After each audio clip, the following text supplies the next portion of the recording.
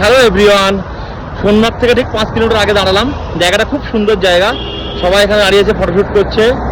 আপনারাও যখন সোনমার্গ আসবেন এই জায়গাটায় দাঁড়াবেন। এটা অনেকে দাঁড়ায় না, এখান থেকে ক্রস করে বেরিয়ে যায়, ভাবে ফেরার সময় দাঁড়াবো, কিন্তু ফেরার সময় আর সময় পায় না, কারণ ওইদিকে ঘুরতে ঘুরতে সন্ধ্যা হয়ে যায়, ফেরার সময় আর দাঁড়ানোর জন্য টাইম পায় না। তো যাওয়ার সময় এই জায়গাটা আপনারা দাঁড়াবেন। জায়গাটা কিন্তু খুবই সুন্দর জায়গা ফটোশ্যুট করার জন্য। সোনমার্গ ঢুকে গেলে তো অন্যান্য পয়েন্ট ঘুরতে হবে, কিন্তু এরকম সুন্দর জায়গা সোনমার্গে নেই।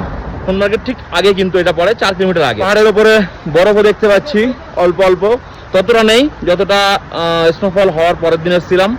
অনেকটা মেল্ট হয়ে গেছে বরফ। তো এখানে আধা ঘন্টার মতো সময় কাটিয়ে আমরা আবার সোনমার্গে যাব। আর টেম্পারেচার কিন্তু অনেকটাই কম সোনমার্গে, এখন 2-3 ডিগ্রি টেম্পারেচার। শুধুমাত্র রোদ আছে বলে সহ্য করা যাচ্ছে, রোদ না থাকলে কিন্তু সহ্য করা যেত না। হালকা হাওয়াও হচ্ছে সাথে, রাত্রে -3, 4, 5 পর্যন্ত টেম্পারেচার যাচ্ছে সোনমার্গে। এটাই আপনাদের বলার যে আপনারা যখন সোনমার্গ আসবেন এই জায়গাটা কিন্তু একটু টাইম দেবেন, জায়গাটা ভালো